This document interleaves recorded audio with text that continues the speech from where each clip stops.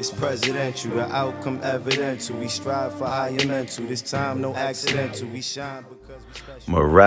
Miraculous day over here at the Read, Remember, Repeat Studios. And we kicking the show off doing something special. We showing love. Shout outs to my brother LeVar Jackson. He just put out a children's book. He's a children's author. Jamie's Day Before Pre-K. All you got to do is go online to Amazon. You type in his name, LeVar Jackson. And I believe the Kindle version is up and the paperback for your physical copy. LeVar is not only a children's author, but he's a school teacher. And this isn't his first rodeo with children. He has his own tutoring service, Sharpen Your Skills Tutoring. Hit us up. Let's get into him. Hey man, shout outs to I Am Mastery Academy. That's the academy that's teaching people how to learn and earn on the go, teaching people how to invest and be on the right side of money. Shout outs to Doc Spills and all the educators over there that's teaching people, whether it's levels, colors, harmonics, with simply teaching people how to learn and invest. And you can just match your colors. That's what we learned from day one. So get with me. That's at Read, Remember, Repeat, or at Big MUGGA. Those are my Instagrams. And let's get this money, family. And big shout outs to NYCJAA. If not us, then who? Back to my roots for pushing the culture forward. Talking about big kits, bread loaves. They gave back the other day about a couple of 100 turkeys for Thanksgiving. Christmas is coming up, and I know they are doing an annual Christmas toy drive. Anything to push the culture forward positively, I salute. Shout outs to you guys over there doing your thing, man. Word. I swear we going digital. Bitcoin rising, this shit is visible. Miraculous day, family. We are back to another Read, Remember, Repeat episode, and it is your host with the most, Michael Boyd. We are not reading with the book today. We are still on the PDF, and you guys can also download the PDF yourself. You don't have to get the physical book. You can download the PDF for free. So we can get this knowledge for free on top of listening to this show. So I need y'all to understand how important this is, and I need y'all to tap in. But it's your host with the most, Michael Boyd, aka MUGGA Boy. And let's get right into it. 50 Cent, hustle harder, hustle smarter. Don't keep your competition afloat. One of my imperfections is that I can enjoy competition too much. Sometimes I'll actually help my opponents by bringing them into my orbit for longer than they deserve. There have been a lot of artists who I've publicly beefed with who have benefited more from those encounters than I did. They remind me of those parasitic organisms that live off a large host. As long as they're attached to the host, they're okay.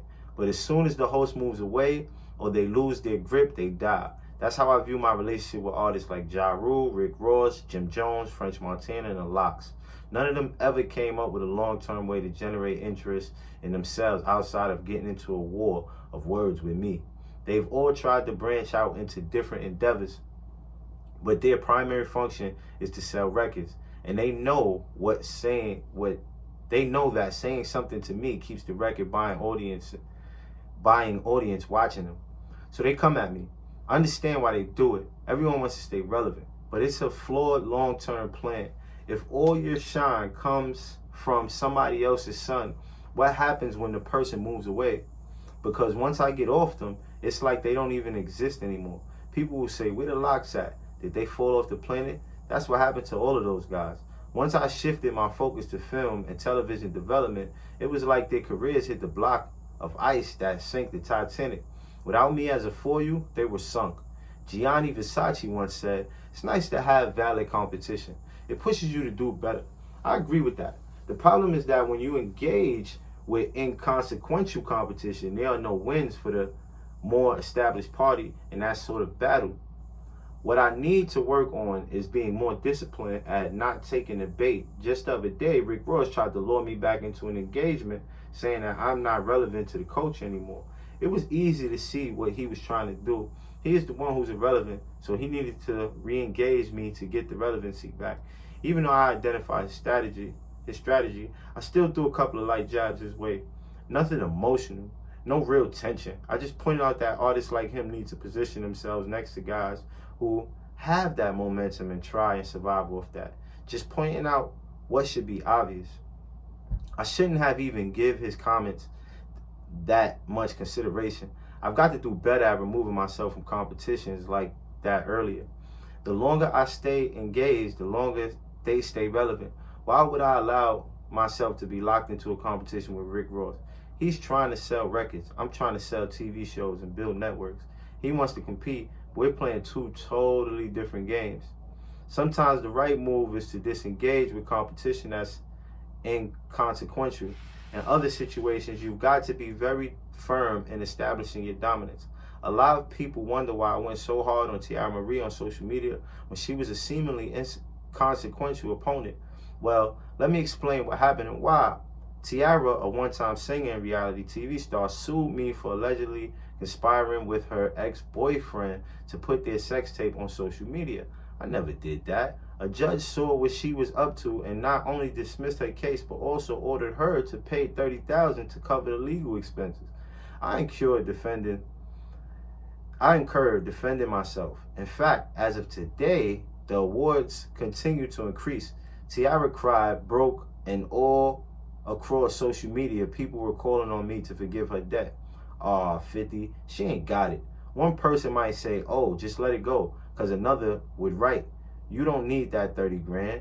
Those people were missing a point, or multiple points. First of all, I didn't tell her to pay me the 30 grand, the Lord did. It's not for me to forgive the debt because people could identify with not having 30,000. The compassion was directed toward her.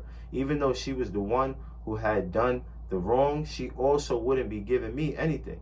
She was simply being told to put the money back into my pocket she had already wrongly removed. Second, I had to send a strong message in how I responded to that particular situation. In my heart, I have no doubt the only reason she sued me in the first place was because I had a gigantic bullseye on my back. That's the reality in America. If your pockets are deep, someone will take a shot at you legally and see if they get lucky. So yes, I'm sorry she was broke, but I still plan to collect every last penny of the 30,000. We're gonna hit y'all with some Remember Repeat sauce real quick. We ain't too much into the drama, but you already know. Go ahead, gang. Like the inception of it was, when I was like 6 or 7, writing raps in a notebook and stuff like that. But like the really proactive, like conscious, going after it started at 17. And I read Napoleon Hill, the Magic Ladders of Success, I think is what it's called. And then Deepak Chopra's 7 Spiritual Laws of Success, The Alchemist by Paulo Coelho. Yeah, I mean, those are like super big Bibles. And later on I read Four Agreements and stuff like that. But those were like super, super important to kind of forming the mindset and just using those tools to really make what you want happen. Like you said, law of attraction is about speaking things into existence. You got to understand that your thoughts are not just these like whimsical things that have no weight and carry no weight in the universe. Your thoughts are things. Your thoughts are like, they hold weight, and there's a big pool of energy in the universe that if you connect, everyone's actually connected to it. You know what I'm saying? We're just the universe experiencing ourselves. When you really like tune into that ideology that, yo, my thoughts do turn into something. If I believe in it and I put the right energy behind it, you can really make what you want to have happen. Exactly like you said, law of attraction. We got what we wanted out of life. And we are back with 50 going in on Tiara Marie right now, but you already know. Let's get the knowledge. You know what I mean? Not because I needed it, but because I needed the. All right. So yes, I'm sorry she was broke, but I still plan to collect every last penny of the 30,000. Not because I needed it, but because I needed the larger public to understand that if you want to take a frivolous shot at me, you will pay for it. I'm not just going to shrug that sort of action off. I'm going to win, and then I'm going to collect. Speaking of collecting, I was trying to send a similar message with my Pay Me by Monday IG campaign. If how I handled Tiara Marie was a warning to the public, then Money by Monday was a warning to the people I knew directly. Don't try to borrow money from me and then just forget about it. The message was received. Trust me, for as many people as I outed for owing me money, there were a lot more than I didn't put on blast.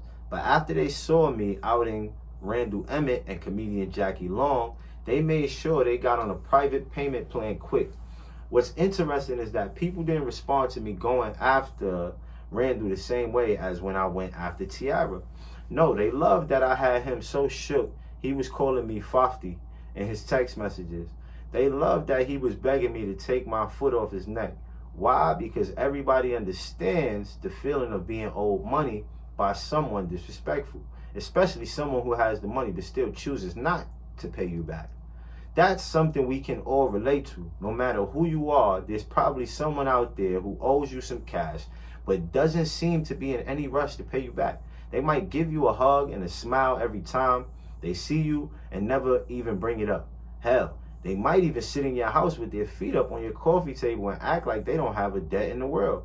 Meanwhile, your head is about to explode from the disrespect. So when I put my foot down and say, screw that, I like to have that money back, please. That's a sentiment that almost everyone can support. This is the next stanza in the book, next chapter. Keep a book. At some point in your life, you might have owned a Lacoste shirt. You know, the ones with the alligator on the front, but you probably aren't familiar with the history of the company.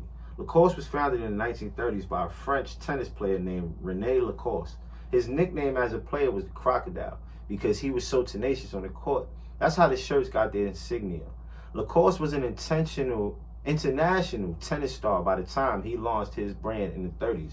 But only a decade or so earlier, he wasn't considered a top player. He was getting served literally by most of the players he was going up against.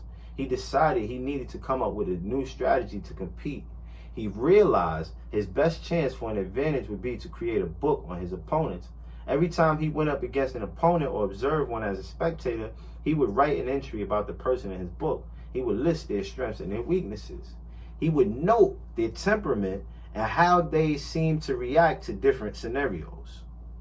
Lacoste's book became his secret weapon in an era before TV or highlight clips. Most tennis players were operating in the dark when they took the court against a new opponent. There was no way to know about someone's tactics or habits, their strengths or their vulnerabilities. Thanks to this book, Lacoste had a unique advantage for his matches with his combination of knowledge and tenacity.